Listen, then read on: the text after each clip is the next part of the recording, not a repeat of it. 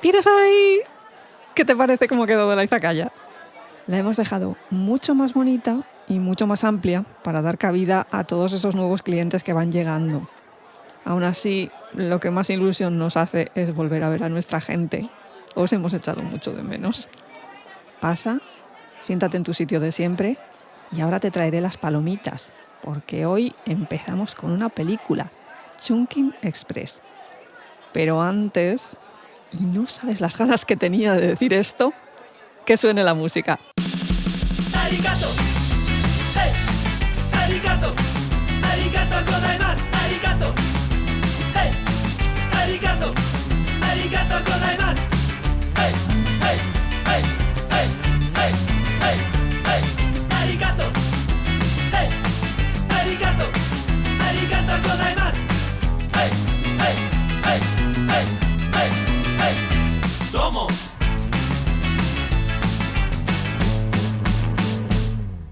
Hola gente, aquí Kitsune, vuestra anfitriona de Historias de una Izakaya, hoy con mi amiga Mimizuku. Hola Mimi. Hola Kitsune, hola gente, ¿qué tal? ¿Cómo están? ¿Cómo va todo? ¡Hemos vuelto!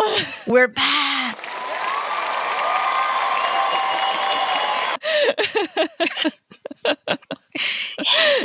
Hemos vuelto.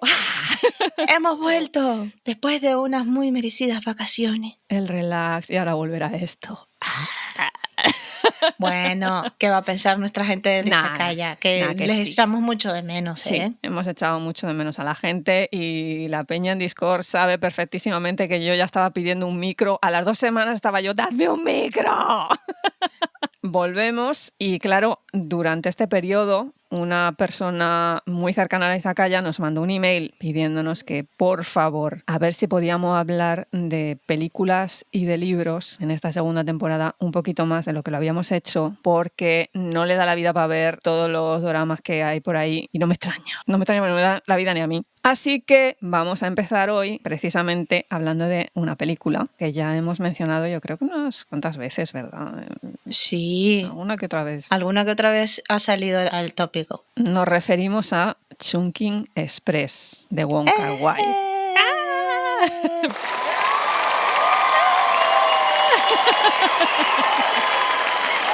Valga la ovación para la película. Y para el director y para según qué actores que luego estaremos mencionando. Porque saben que no vamos a hablar de nada que no tenga marumo de trama.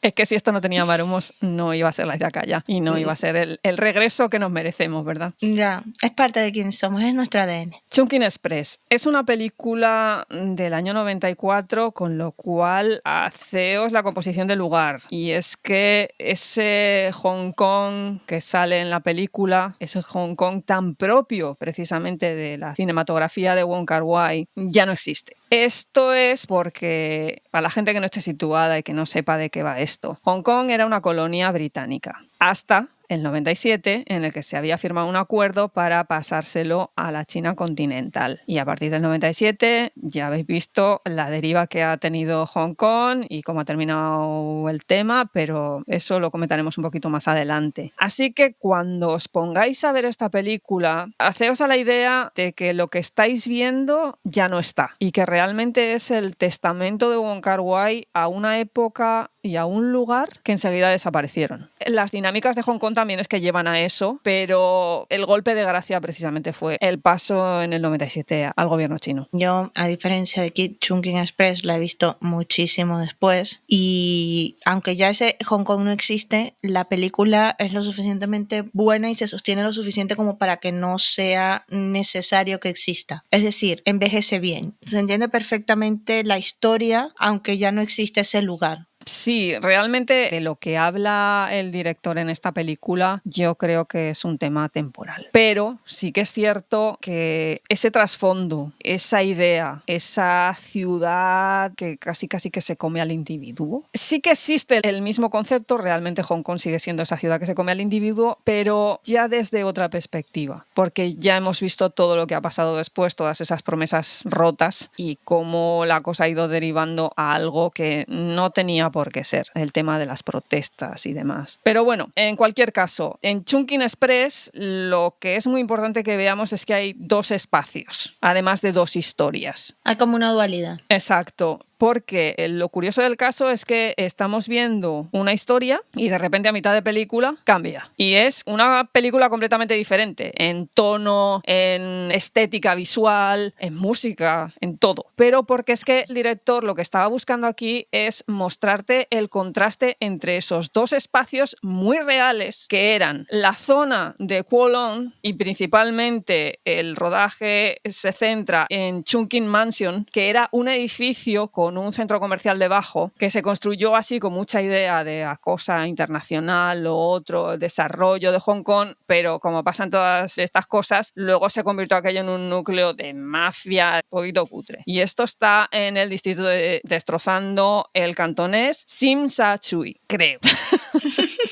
Y el segundo espacio, muy interesante también, es el Central District, Lan Kwai Fong, donde se sitúa la segunda historia, que es en lo que sería un pequeño sitio de estos de venderte comida rápida que se dice Midnight Express. De la mezcla de estos 2 nombres sale el título: Chungking Mansions, Midnight Express, Chungking Express. A mí en ese sentido me llama mucho la atención que él no te obliga a que esas 2 historias estén relacionadas. Y es parte del encanto que tiene esta película, que él no te obliga a que tengas que buscar un sentido de composición total. No, él te está contando la historia, él te está contando estos 2 puntos de vista, estas 2 historias, estos 2 momentos que solamente se te van a intercalar, como dice él varias veces en la película, en 0,01 segundo. Ese es el único intercalado que vas a tener en estas historias. Una interacción de 0,01 segundos que ni siquiera es una interacción, es literalmente el paso entre una persona que va hacia un lado y otra que va hacia otro. Para mí supone, te estoy contando no una historia, te estoy contando muchas historias y que simplemente te estoy reflejando en estos personajes. Somos todos, no es un punto específico, sino que esto es todos. Es muy interesante esa dualidad y esa intersección de 0,01 segundos que realmente no te va a afectar de una manera u otra, porque son 2 historias completamente diferentes de 2 gente que vive en el mismo momento y que están viviendo su vida completamente distinta. Lo que pasa que, muy relacionado con lo que estabas diciendo antes, son arquetipos y por eso esta historia puede mantenerse en el tiempo en contraposición a otras que realmente les ha pasado el tiempo por encima de una barbaridad. Esta más o menos te aguanta ese pulso. Sí, la verdad es que cuando la vi te lo comenté, que me parecía que era muy actual, a pesar de que el año que viene cumplirá que 20 años, 30 años. Ya ves.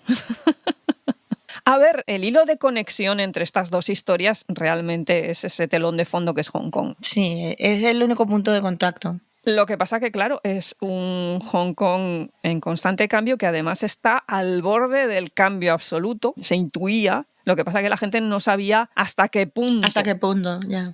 Él juega con eso, porque sin hacer mucho spoiler, en la primera parte hay una escena que se repite, pero se repite porque lo que está es literalmente contando hasta el momento en que sucede ese cambio y para de contar en la fecha, aunque en 1994, en que se hace el traspaso. Realmente Wong Kar-wai fue muy crítico con ese tema. Pero es que, claro, y razón no le faltaba, perdona que te lo diga. Él nace en Shanghai y se tiene que trasladar a Hong Kong por una serie de temas de la revolución cultural y demás. Y claro, él hablaba lo que se habla en Shanghai, pero no hablaba cantonés, que es lo que se habla en Hong Kong. Así que realmente vivía un poquito aislado, un poquito la minoría dentro de lo que es el caos de Hong Kong. Y además es que él vivía en Kowloon, que para la gente que no lo sepa y sea muy joven, Kowloon tenía un espacio que se decía la ciudad amurallada de Kowloon, que esto era la representación esa que os sacan en esas utopías sci-fi, Blade Runner, todo esto, ese sitio donde la lluvia nunca llega al nivel de calle,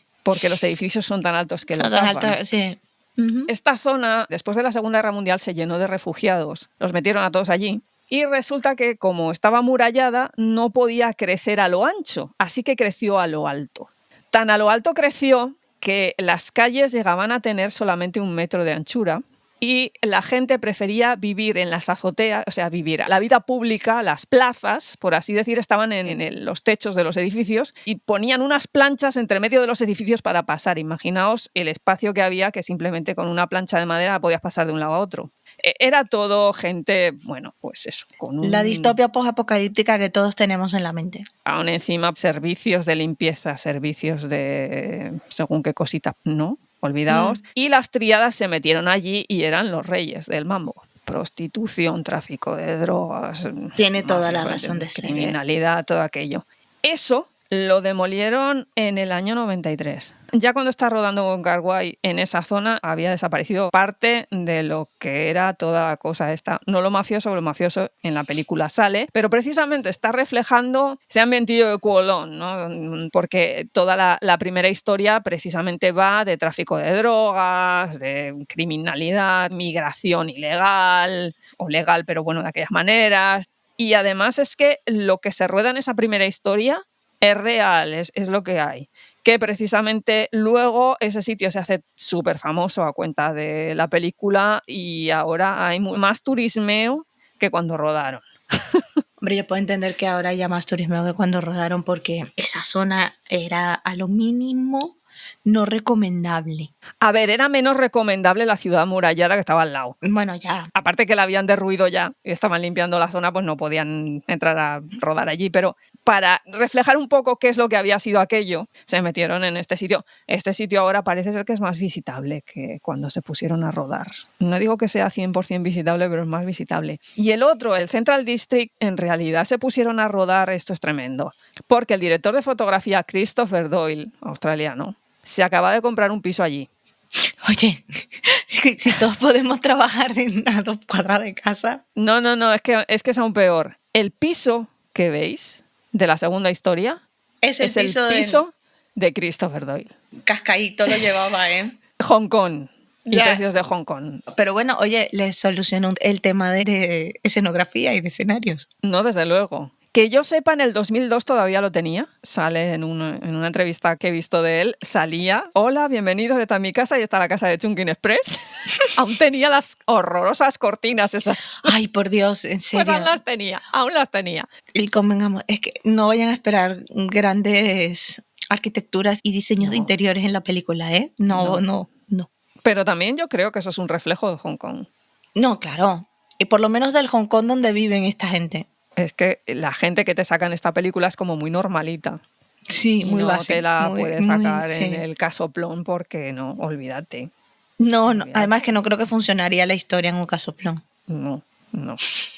Lo que Pero pasa bueno. que, claro, viendo la entrevista esta del 2002, sí que te das cuenta de que realmente también se ha cumplido un poco la profecía, entre comillas, de lo que quiere decir Wong Kar-wai con esta película, porque es que la mitad de las cosas ya no están. Es entendible que el paso del tiempo se lleve por medio de determinadas infraestructuras. Ya, lo que Ya pasa sí. es que a semejante velocidad, porque por ejemplo, en la entrevista esta del 2002, Midnight Express todavía estaba. Julio de 2023, Midnight Express ha sido sustituido por un 7-Eleven. Ya, pero entiendo que es la manera que las cosas se suceden.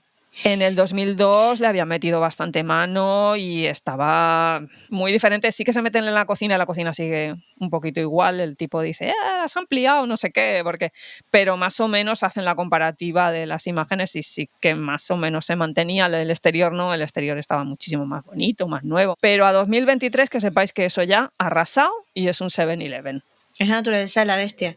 Ten en cuenta que entre ese 2002 y ese 2023 pasó una cosa que bloqueó el mundo y no tenemos que decirlo, que todos lo sabemos. Entonces es posible de que sí, se hubiese mantenido, si la situación hubiese sido sine qua non, si no se hubiese movido, pero si precisamente el Midnight Express es una cafetería donde la gente va a comprar comida de paso. El Central District es una zona de marcha. Era el sitio donde la gente compraba la bala fría entre fiesta y fiesta. Enfrente es donde está el California. Está justo enfrente.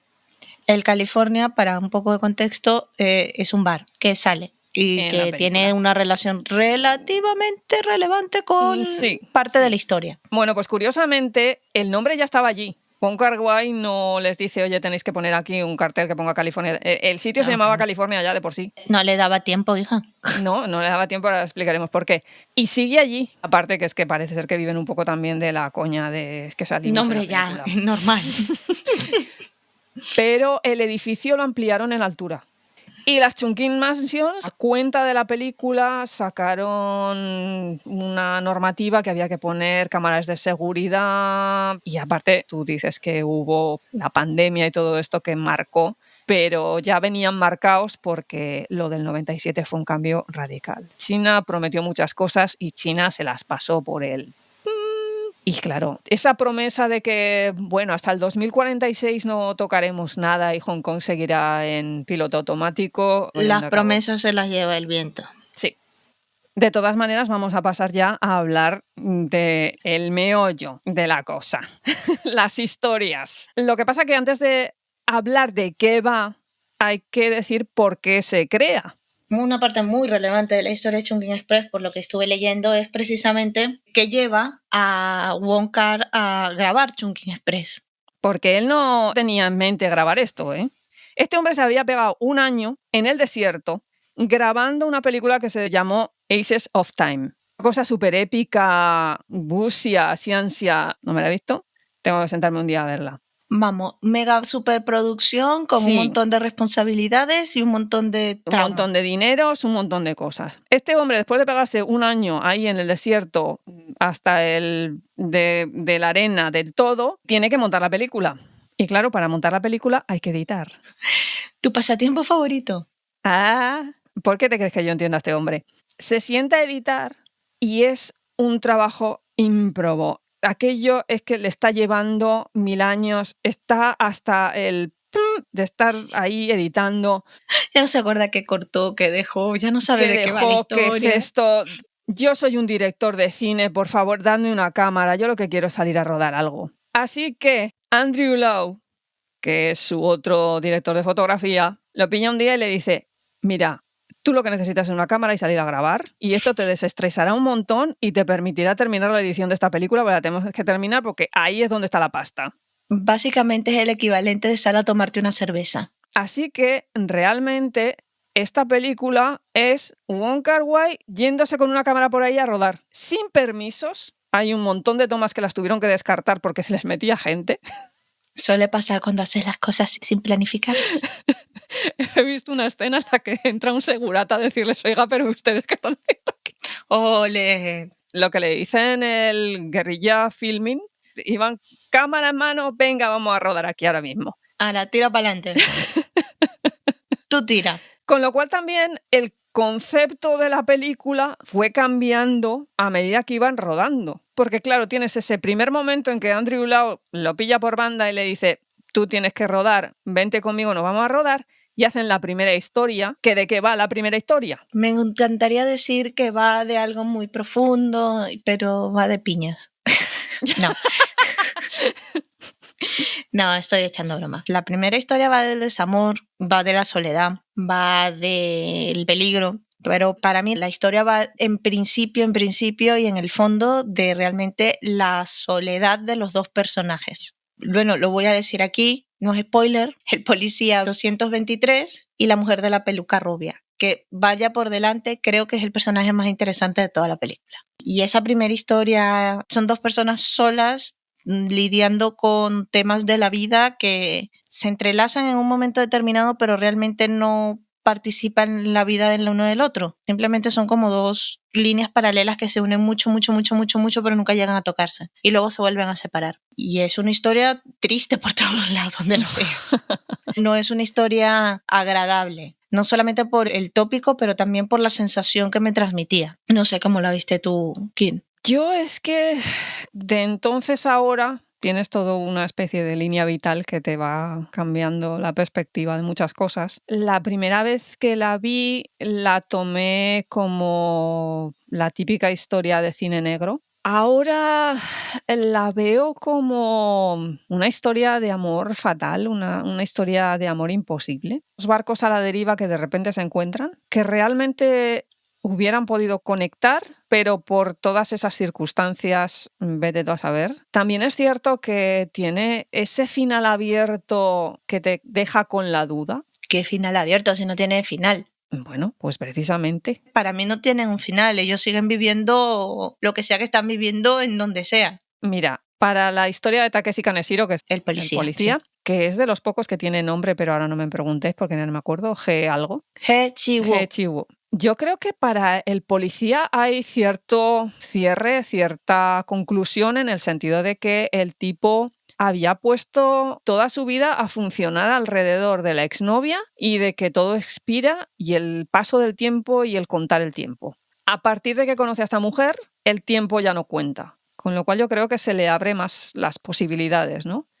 Sí. Cambia su visión del mundo. Pero yo no sé si eso es tanto por la interacción con ella o por el mismo proceso de él, porque justamente uno de los principales argumentos del policía y lo que él defiende es el tema de que ahora todo tiene fecha de expiración, ¿no? Volviendo un poco al tema de que iban a cambiar de manos, de que nadie presta atención a todo el trabajo que lleva a hacer las cosas y cuando llega esa fecha que él mismo se pone, ya lo deja ir y cuando ya lo deja ir es cuando se interconecta con ella. Entonces, realmente no sé si es que ella le da esa libertad, ese cambio, o que es parte de ese cambio. Quizás sirve de puente, pero el inicio ya lo había empezado él con la famosa escena de las piñas. Para él ese es el momento de la traca final de hasta aquí. Y a partir de aquí, pues ya está. Ya, como que esa noche pasada con ella es como una especie de purgatorio para luego, ya, un proceso de cambio. Por eso es que digo que son líneas paralelas que se unen mucho,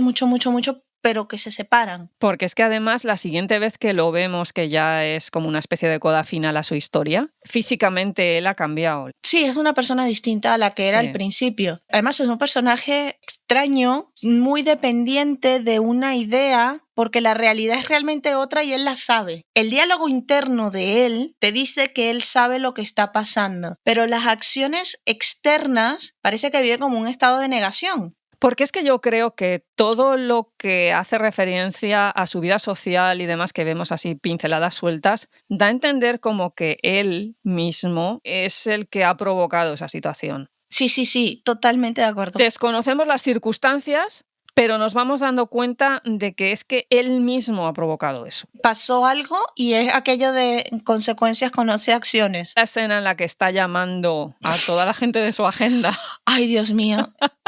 A mí me dio una penita. Además de la cantidad de dinero que se toca haber gastado en llamadas, porque, señores, era 1994, la gente llamaba todavía en teléfonos públicos. Sí, sí. Y más en Hong Kong. Sí, no. Este hombre se toca haber gastado el sueldo del mes en llamadas telefónicas. Es que me dio mucha penita.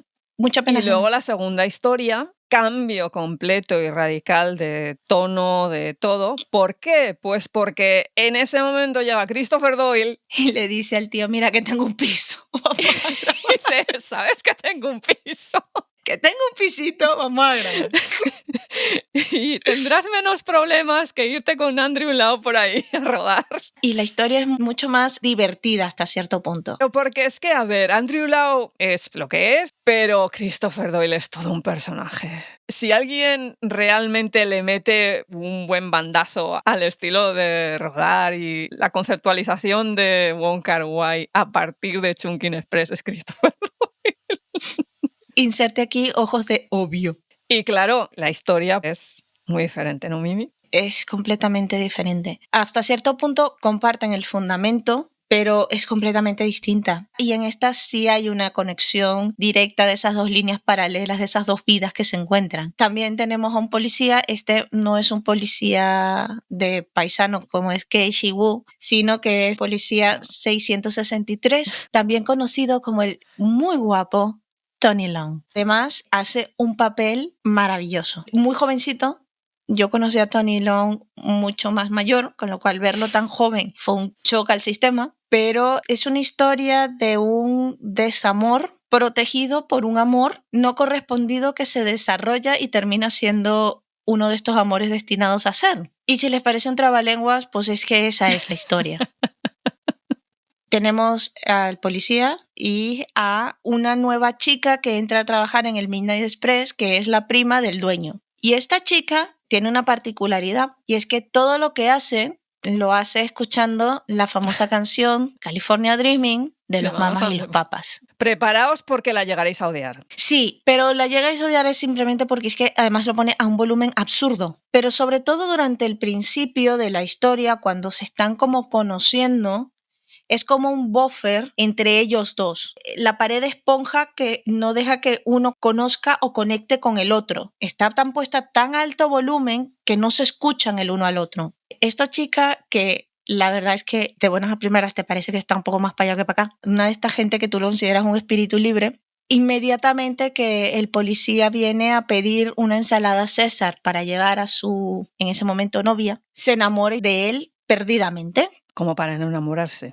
Bueno, era Tony Leung, estaba vestido de policía, gente. La chica es entendible. Pero realmente lo que ves es un amor, curiosamente hasta colegial, por parte de ella. Muy inocente. Le gusta esconderse, robarle miradas. Y pasa lo que tiene que pasar, que este señor maravilloso resulta ser de que lo que tenía era una pareja y la pareja era una sobrecargo. Y una de las escenas más, no sé cómo decir, adultas de la película sucede con esta chica, con Tony Leung, y el tío se ve que está más allá de las trancas enamorado de ella. Y la chica decide un día pues dejarlo. Tampoco nos dicen por qué. Y él pasa por todo el proceso, sin meterme mucho en el tema, pasa por todo el proceso del desamor, del duelo, de esa relación que se pierde. Y de repente aparece un día la sobrecargo en el Midnight Express esperándolo para entregarle una carta que realmente tampoco sabemos nunca el contenido de la carta, excepto que dentro del sobre están las llaves de la casa del tío. La carta del dueño, como buen radiopatio, lee la carta, la lee él, los cocineros, la señora que limpia, el de al lado. Vamos, todo el mundo de la comunidad sabía lo que decía la carta para el policía. Esta chica no la había leído y al final decide leerla y ve que las llaves están dentro del sobre. ¿Qué hace nuestra protagonista enamorada de él? Pues se va a la casa. ¿Para qué? Para intentar entrar en su esfera, irle quitando esos vestigios de la que se fue para que él estuviera libre. Y realmente a mí, cuando vi la película, no me quedó claro si en un primer momento ella quería que estuviese con ella o simplemente lo estaba intentando ayudar a salvar. Yo creo que lo está intentando ayudar, ¿eh? Porque realmente ella nunca hace ningún tipo de movimiento para cambiarla, ¿no? O sea, para sustituirla. Yeah. Simplemente se mete en su casa, aprovechando que él está en otro radio, y le limpia la casa, le cambia los peces de la pecera, le cambia los paños de la cocina, inclusive los peluches, porque una de las cosas que hace el personaje de Tony Leung es hablar con las cosas que se quedaron atrás después de la ruptura. Y cuando se entera de que no está durmiendo bien, pues no tiene más nada que hacer, que esta escena me pareció la cosa más loca que he visto. Entra en la casa, le pone 2 pastillas de dormir en el agua, pero no con la intención de hacerle nada, sino para que durmiera, para que descansara. Es como una historia muy loca, porque realmente ellos no están interactuando en ningún momento, pero tú ves el amor de ella por él y ves que él poco a poco, a medida que estas cosas van pasando, también va terminando ese duelo y empieza a salir, a volver a ser él, ¿no? Hasta que inevitablemente un día la pilla en su casa.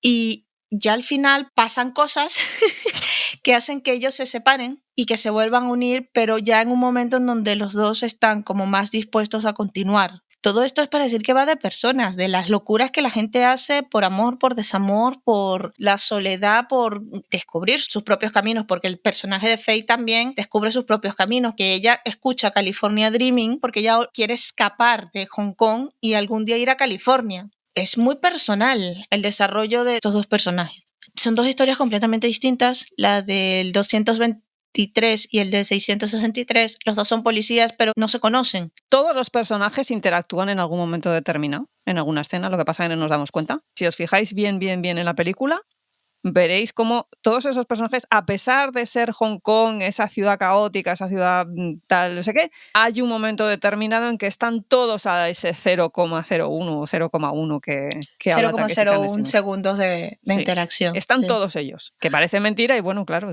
así te explicas que luego pase lo que pasa en los C-dramas, pero bueno, de todas maneras, es que realmente esta película no iban a ser 2 historias, iban a ser 3. ¿Y de qué iba la tercera historia? La tercera, es que realmente sí que grabaron una primera con Takeshi Kaneshiro y con la actriz Brigitte Lin, pero iba de una cosa completamente diferente. Son unos mafiosos indios que raptan a una chica y entonces resulta que lo que piden es que la actriz esta, una actriz que no dicen el nombre, pero que va siempre con una peluca rubia y que está totalmente retirada, que tiene que volver a los escenarios. Una cosa totalmente absurda, realmente se agradece que cambiaran esa historia, porque no tiene sentido. Y entonces mandan a Takeshi Kaneshiro, el policía, a que vaya a su casa y a que consiga negociar con los secuestradores y demás. Toda la historia es Takeshi Kaneshiro siguiéndola permanentemente por todo Hong Kong. Y ella va con una peluca rubia y con unas gafas de sol porque quiere mantener el anonimato porque se supone que es una actriz súper famosísima retirada, que más o menos coincide con la propia historia de la actriz Brigitte Lin. Es que es famosísima en Hong Kong. Además, rodaba mucho Xianxia y estas cosas, y normalmente además haciendo papeles masculinos.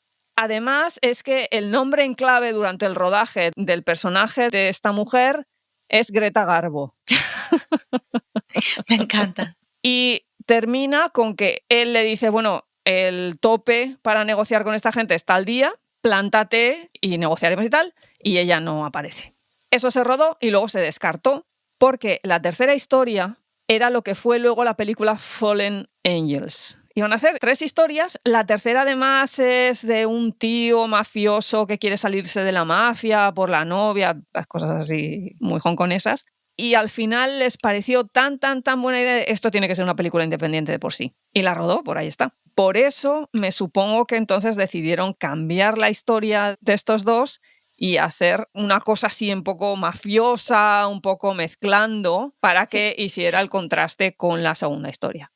Analizando un poco esa relación de esos 4 personajes y la ciudad, realmente vemos reflejado esa especie de 2 velocidades en lo que es el desamor y el amor. Porque si nos fijamos, la primera historia es muy dinámica, la ciudad parece envuelta siempre en una especie de caos, hay mucho contraste, la imagen se distorsiona por completo. Hay veces que es que no puedes reconocer qué es lo que está pasando, las caras de los protagonistas, no sabes dónde está quién. Y además es un periodo de tiempo muy cortito para el desarrollo de la acción. Nos lo está recordando permanentemente. Está todo el rato hablándote de ese periodo de tiempo que va a acabar, esa especie de contrarreloj en la que están interactuando los personajes. Creo que un poco en relación con esa historia que luego no contaron de esa cuenta atrás, de que los secuestradores, es que solamente tenemos este periodo de tiempo. Supongo que lo introducen aquí un poco para anclar esa historia totalmente caótica. La técnica que utilizaron para rodar es muy determinada, luego marcó muchísimo. Y es esa sensación de rapidez, de velocidad. Mientras que luego la segunda historia es de lentitud, de calma. No hay periodo de tiempo, ya no vemos relojes, ya no vemos calendarios. Ni siquiera nos dicen en qué momento estamos, ni del año, ni del mes, ni de nada, ni si... Mucha escena de noche, es el momento en el que se pueden encontrar o interactuar más tiempo del que suelen. Hay escenas de día y tal, pero normalmente las escenas de día es ella entrando en el piso de él. Cuando realmente los dos interactúan más a fondo es por la noche, que también da esa sensación de intimidad, ¿no? Están ellos aislados de lo que es la ciudad, mientras que los otros estaban inmersos en ese caos, estos no, y por eso también las escenas cambian. Los personajes están inmóviles y es el alrededor el que se mueve a una velocidad desenfrenada, que es otra técnica de filmar también que influyó luego mucho, pero es ese contraste. Y además esa idea de que este amor es mucho más calmado. Es llama que no fuego, ¿no? Exacto, y que se está construyendo, mientras que en la otra es ese choque de trenes. Hay un detalle que tenemos que hablar, que es imposible que nos olvidemos de él. Yo te voy a preguntar, Mimi, ¿te gusta la piña?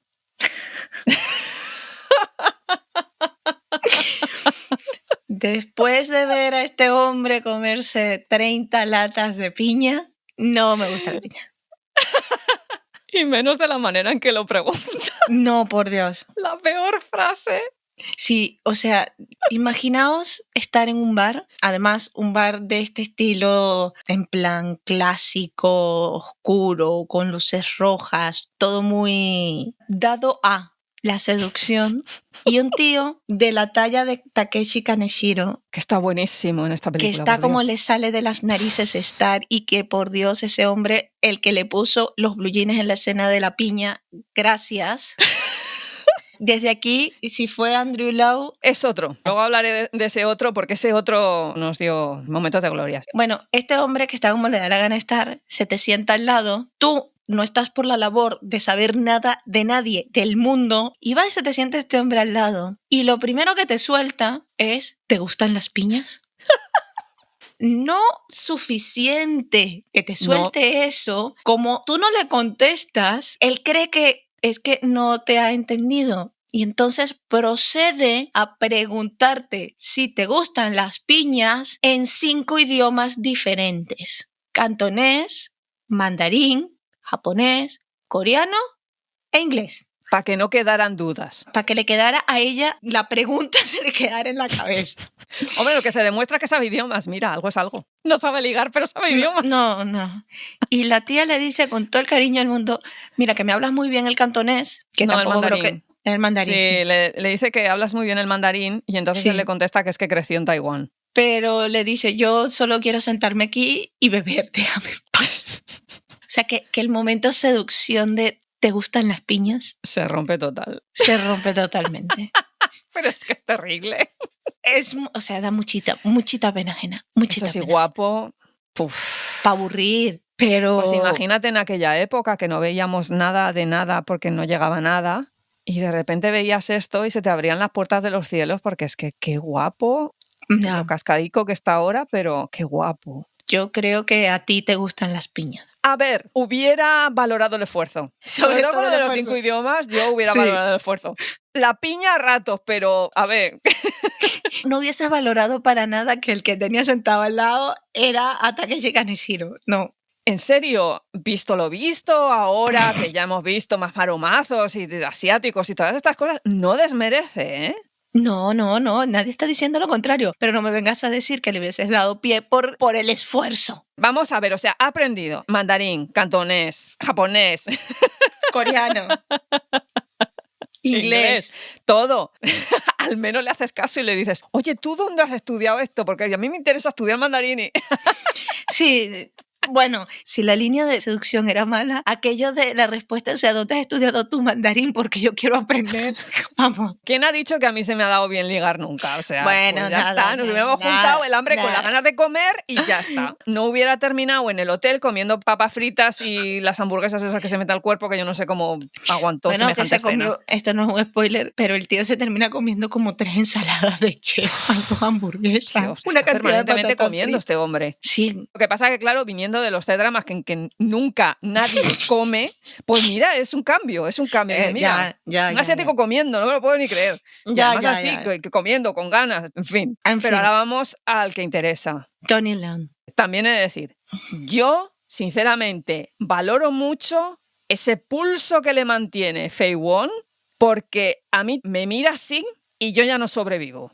Especialmente en la última escena, ¿no? En todas. A ver, la Porque chica. no me acuerdo qué escena es que le pide no sé qué de comer, ya no me acuerdo. Y se apoya él así en la barra y se la queda mirando. Y yo Bueno. dije, no. Bueno, ella se no. pone nerviosa. Vamos a ver, a ella le da el calambres en la pierna cuando la pilla. A mí me hubiera dado el jamacuco tremendo con la mirada esa. Yo no necesito ni llegar a su casa.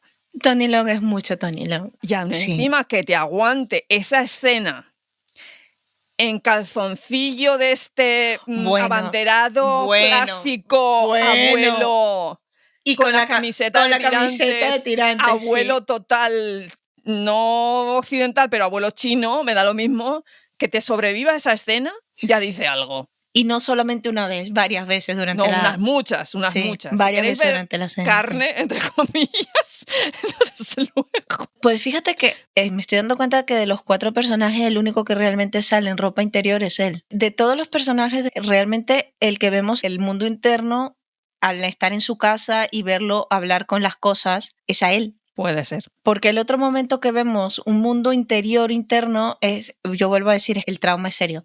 Cuando el otro se toma las 30 latas de piña en su casa. La O sea, toma es muy cerrada. Casi exacto. que vemos la cocina un poquito así de fondo. Es más ve el momento en donde todo cambia porque además, obviamente, te has comido 30 latas de piña, te va a dar algo en el estómago, pero ese algo en el estómago no le da en la casa, le da fuera. Ya, le da fuera. Mientras que en el caso de Tony Long lo tenemos en casa y vemos cómo su salud mental debido a la ruptura pasa por un momento difícil en su casa. Si este fue el señor Doyle, gracias por prestar la casa y por prestarnos a este hombre. Si no hubiera sido en la casa de Doyle, ya me dirás tú cómo ponemos a Tony Leung en calzoncillo en media calle. En la mitad de la calle no nos iban a dejar. Y menos sin los permisos necesarios ni nada. Nos hubieran detenido a todos. Totalmente. A ver, sí que es cierto que en esta película es la primera vez que sale Faye Wong en el cine. Hace un papel genial, ¿eh? O sea, estamos hablando de los Sí, tíos, la pero verdad las dos mujeres son... Yo vuelvo a decir, Brigitte Lin, que yo le digo la mujer del saco, ese saco y la idea que ella tiene detrás del saco y de las gafas, hace un papel muy físico, porque la vemos corriendo para todas partes, actuando con el cuerpo, pero es un personaje que te engancha, que te intriga, que quieres saber qué pasa, cuál es la historia que está detrás de allí. Y eso lo hace ella, eso no lo hace el personaje porque ni sabemos tanto de ella y no vamos a saber nada de ella. Y con Faye es que es como la brisa de aire fresco de la película. Le dejaron mucha mano suelta a Faye Wong para hacer el papel, como era principiante y todas estas cosas. Y lo curioso del caso es que hasta ese momento Tony Leung era un actor muy metódico, muy de estudiar el personaje, el tal, el momento. Y cada vez que se juntaba con Faye Wong, aquello saltaba por los aires. El baile que se marca ella con el California Dreaming de fondo y tal, y el bote de ketchup, o yo que sé qué salsa es esa, la sriracha o esta, o la picante esta, no sé. Ese baile es ella misma, ella. De repente se les puso a bailar y el otro rueda, rueda, rueda. Y Wong Kar-wai dice que Tony Leung no volvió a actuar como antes a partir de Chungking Express. Tiene toda la lógica. Es que se nota. Porque se prestó al juego de Faye Wong.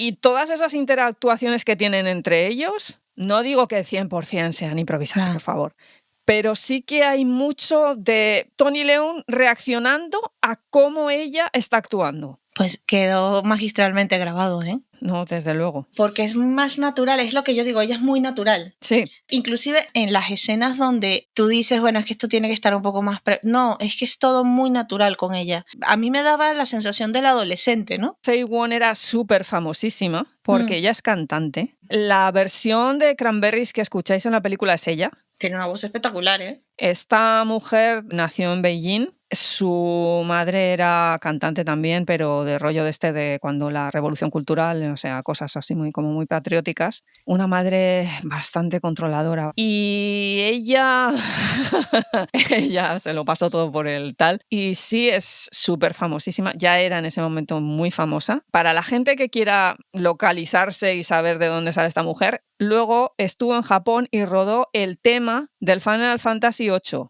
Bueno, ya está. Esta mujer es, yo creo que la única cantante china que ha ido a Japón y ha arrasado en todos los conciertos de la gira que montó. Tiende a hacer bastantes versiones de los grupos que le gustan, pero vamos, que con Cranberries dijo, yo hago la versión esta y es ella es que no sé si es mandarín o cantonés, pero es ella. Hace un trabajo importante, quizás un poco porque también es un punto de esperanza. Y que le mete un poquito de dinamismo, sí, un poquito más además de normalidad. Es como si de repente quisieras decir, quiero estudiar el trasfondo del amor y el desamor.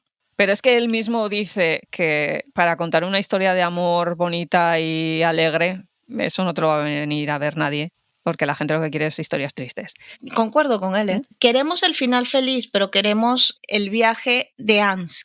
Y bueno, hablando de esa manera en la que Faye Wong influyó en la forma de actuar de Tony Leung, Chungking Express en sí influyó muchísimo en una serie de cosas que en su momento se daban por sentadas. Por ejemplo, todo el tema de qué es lo que se estaba rodando en Hong Kong en ese momento, que era todo pelis de mafiosos, pelis de kung fu, maestros, Shaolin, de todas estas cosas. Sí. Es que estaba pensando, el que vive en los años 80 y 90 sabe qué tipo de películas. Sí, cuál era el cine de Hong Kong. Sí, es que nos criamos con eso, sí. Lo reconozco hasta yo. Entonces, claro, te encuentras con que de repente tienes esta especie de cosa alternativa, cosa improvisada, cosa, voy a poner entre comillas esto, mal rodada. Estéticamente diferente. Le metieron mucha caña a Wong Kar-wai a cuenta de esta película en Hong Kong, ¿eh? Porque claro, es que reventó el esquema. Por lo que estuve leyendo de la película, realmente quien le da así como el boom es Quentin Tarantino, ¿no? Para la gente que no estaba muy puesta o que no veía cine asiático, es como decir que Spielberg y George Lucas les descubrieron el cine japonés. Quiero decir que Steven Spielberg y George Lucas se ven el cine de Kurosawa y salen muy influenciados y luego lo meten en su cine y cada vez que les preguntan ellos juran y rejuran por Kurosawa. A Quentin Tarantino cuando le preguntan dice es que el cine hongkonés de los 80 no sé qué y Wong Kar-wai en tal. Entonces claro, a raíz de todo lo de Pulp Fiction y demás y que imita una técnica de Wong Kar-wai en Chungking que se dice step printing, que tiene que ver con toda esa primera parte, con las figuras moviéndose que dejan una especie de estela. Eso tiene que ver con la velocidad de captura de cámara de los fotogramas. Le metes un tipo de velocidad muy diferente en el que te captura. Esto que cuando haces una foto y pasa un coche y deja una estela de luz. Pues eso tiene que ver con la exposición del objetivo a la luz y demás. Eso lo hacen en esa primera parte de Chungking Express y es una técnica que luego ha pasado a videoclips, anuncios y luego Quentin Tarantino la pone en la secuencia inicial de Reservoir Dogs. Pero bueno, es que Tarantino, las influencias de Tarantino son como en fin. No, sino que estuve leyendo que hasta más o menos ese momento era conocido muy localmente, si se quiere, y como que la mención que hizo, pues como que hizo que explotara, ¿no? Sé que leí que estuvo ganando premios a raíz de esto, que en vez de ganar por la super mega producción, que hasta este momento no sabemos si terminó de editar. Sí, la editó. No ganó mucho dinero con ella, pero sí la editó. Tienes esta película que es del amigo de, oye, mira, vamos a tomarnos una cerveza porque estás hecho un Cristo y me va a llevar la cámara y vamos a rodar. El otro de, oye, que me he comprado una casa, quiero que salga en una película, vamos a rodar. No, es simplemente, pues mira, si necesitas para rodar, está mi casa aquí. Y que cree todo un colegio de cinematografía posterior. Bueno, pero ahí tienes, por ejemplo, toda la escuela dogma del cine occidental. Sí, lo que estoy diciendo es que este tío me parece brillante en hacer una película de estas características y conseguir que sea esa influencia. También digo que el step printing no es mi técnica favorita de cinematografía. Más que nada porque si no estás acostumbrada a ella, los primeros minutos no lo pasé tan bien viendo la película. Es que, claro, en aquella época, sin las coñas digitales, jugabas con la cámara y entonces conseguías los efectos deseados. Probablemente ahora eso lo conseguirías de otra manera, muchísimo más estable. Ya te digo, Quentin Tarantino hace lo de Reservoir Dogs y no sale la cámara tan inestable ni nada de eso. Que una vez que la conoces, si la trabajas mejor, es que date cuenta que es que estos no tenían ni tiempo. Pero si la trabajas mejor una vez conocida, sí que te puede dar un juego determinado. Esa postproducción que tienen ahora totalmente digital, que casi que las películas se crean con un ordenador en un estudio, te quiero decir que es que también es consecuencia de una época. Y que probablemente cuando tú tienes un medio digital te permite jugar muchísimo mejor y a lo mejor alcanzar una serie de cosas. Es lo que tiene hablar de una película de hace más de 30 años. Es que es eso. En técnica, en todo. Lo que pasa que, claro, pues tienes la historia y la intrahistoria, ¿no? Lo que he dicho de que, fíjate tú todo eso que conllevó y cómo ese Hong Kong ya no existe. Luego, otra cosa muy interesante que también innovó en todo esto es que elige la música antes de rodar la película. Y yo se lo tengo que agradecer porque hay por lo menos 2 canciones, si no todas, una para mí que tuvo un significado brutal. Él utiliza en un momento la canción de What a Difference a Day Makes, que la canción literalmente dice, ¿qué diferencia hace un día 24 pequeñas horas? Y mucho de lo que le pasa a estos personajes sucede en esos momentos de cambio rápido, ¿no? De ella entrar a sentarse a tomar un trago y que alguien le pregunta si le gustan las piñas.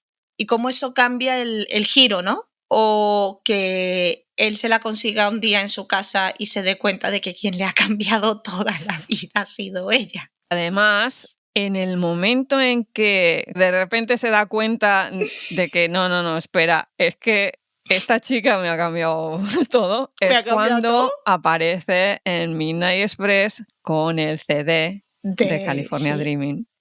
Eso lo que crea en el cine de Wong Kar-wai es lo que él llama unos recuerdos sonoros. Yo le Ujú. llamo paisaje sonoro, Bonito nombre. porque evoca algo sin necesidad de imagen, pero que al añadirle la imagen completa ya ese círculo. Ancla lo que el director te está transmitiendo de una manera en la que implica varios sentidos, no es solo visual. Eso luego lo lleva al culmen con Deseando Amar, porque en esa película In the Mood for Love la música es uno más. La música, los colores, los sonidos. Pero es que el creador de todo eso, que también estuvo metido en esto, es William Chang. Este hombre es el productor, pero de edición y cosas de estas, productor artístico. Así que él es el que se encarga de lo que es la estética de toda la película. No solamente allí, sino también en Chungking Express, aunque creo que en Chungking no tan al 100% como In the Mood for Love. Realmente el que crea esa sensación siempre con el cine de Wong Kar-wai es William Chang. Un besito, señor Chan, gracias. Ese señor, en fin, porque es el que se encarga de todo lo que es el decorado. Ya te digo, es la cuestión estética para que se mantenga a lo largo de la película. Y este señor, pues es que claro, luego llega In the Mood for Love y ya se nos lleva todo el mundo por delante porque es que este señor es un fiera. Mira que en Chungking sí que consigue esa sensación estética y demás, pero claro, al tener dos historias, si nos paramos a pensar, ese Midnight Express es el que sirve un poco de guía. Hay una cierta intencionalidad que creo que viene un poco de la mano de William Chang, aunque evidentemente, pues claro, no, la película no es solo él, pero sí que realmente su contribución fue importante. Yo animo a que la gente vea siempre Chungking Express, porque realmente en su época, vale, sí, llegará un punto en que será ya súper antigua y, oh Dios mío, ¿por qué nos recomiendas esto? Pero yo creo que en este momento aún aguanta. Yo eso no lo comparto contigo. Yo no creo que vaya a llegar un momento en donde sea muy antigua, precisamente por lo que te habías comentado al principio de que realmente el tema que estás tratando es atemporal. No es un tema que está anclado en un momento, en un tiempo determinado. Te estoy diciendo, 30 años después, la película se ve igual de fresca como si lo estuvieras viendo ahora. Inclusive en el planteamiento de que es una película que tiene una estética muy noventera.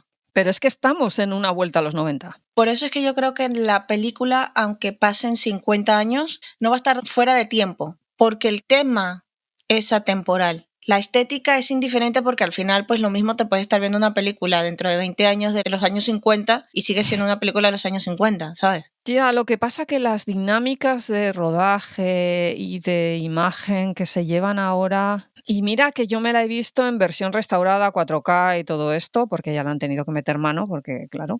Pero hay algunas cosas en cuanto a forma de rodaje y visualmente que creo que en unos añitos eso... Es que claro, somos una generación diferente. Yo entiendo a las generaciones más jóvenes que a lo mejor no entran en el juego de Wong Kar-wai en esta película. Si realmente se lo plantearan, mira, es que esto es lo que había, esto es lo que no sé qué, esto es lo que no, y aquí hay una expresión de tal, esto, lo otro, de más allá. Tal vez, si se prestan a entrar en ese juego, no encuentren ese distanciamiento generacional. Pero para eso hay que prestarse. Si tú entras simplemente con ánimo de diseccionar, una disección es una disección. Es por eso también que estamos hablando hoy aquí y estamos aplicando esa técnica de la izakaya, no estamos diseccionando. Si nos pusiéramos ahora aquí súper técnicas, esto sería un aburrimiento. Un aburrimiento y una borra. El tiempo pasará y veremos qué sucederá con estas y otras películas y cuestiones que, bueno, en su momento fueron muy, muy buenas y muy famosas, pero ahora son menos conocidas. Lo importante es que la gente lo disfrute. Y nosotras, que ya hemos llegado al final del programa, lo único que os podemos recomendar es que os suscribáis. A ver, el cheque, el plus, el corazoncito, porque ahora las plataformas todas tienen su propio... Ahora ya todas se llaman su propio rollo, que si suscribirse, que si seguir, que si no sé qué. A todos sí. Vosotros a todos sí. A toque sí. De todas maneras, ahora tenemos esa maravillosa y estupenda página web. Estamos en podpage.com/historias-de-una-izakaya. Ponedlo por ahí, podpage, historias de una izakaya, supongo que os saldrá cualquier buscador. Os metéis allí Y allí tenemos un de todo, cómo contactarnos. Está nuestro email allí, historiadenezacaya@gmail.com. Tenemos el enlace para el YouTube, el enlace para no sé qué. Todos los enlaces están ahí. ¿Dónde encontrarnos en todas esas redes sociales en las que estamos? Que si el Mastodon, que si no sé qué. Está todo allí. No hay más que ir allí y ya está. Una sola cosa. Porque, sinceramente, ya bastante está todo tan liado como para encima liarnos más, ¿no? Y sobre todo, por favor, suscribiros. Para que los más frikis nos entendamos, es un botón para dominarlos a todos. Es un botón para que el dichoso algoritmo ese se dé cuenta, y esos SEOs y todas esas cosas extrañas que dices, pero ¿y esto para qué? Y todos esos robots. Estamos en un mundo dominado por las máquinas. Oh, y lo que nos falta. Y lo que nos falta. Por lo tanto, sin mucho más que añadir, cuidaos mucho, gente. Bye bye. Yané.